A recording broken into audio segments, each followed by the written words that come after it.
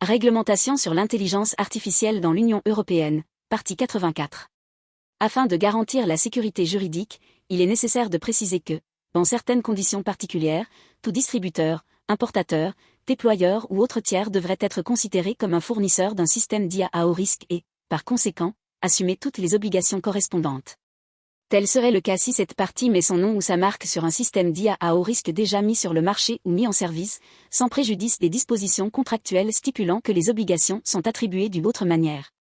Tel serait aussi le cas si cette partie apporte une modification substantielle à un système d'IA à haut risque qui a déjà été mis sur le marché ou a déjà été mis en service et de telle sorte qu'il demeure un système d'IA à haut risque conformément au présent règlement, ou si elle modifie la destination d'un système d'IA, y compris un système d'IA à usage général, qui n'a pas été classé comme étant à haut risque et qui a déjà été mis sur le marché ou mis en service, de telle sorte que le système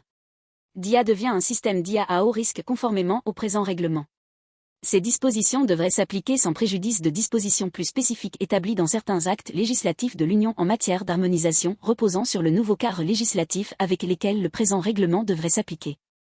Par exemple, l'article 16, paragraphe 2, du règlement UE 2017/745, qui dispose que certaines modifications ne devraient pas être considérées comme les modifications d'un dispositif susceptible d'influer sur sa conformité avec les exigences applicables, devrait continuer de s'appliquer au système d'IA à haut risque constituant des dispositifs médicaux au sens du dit règlement.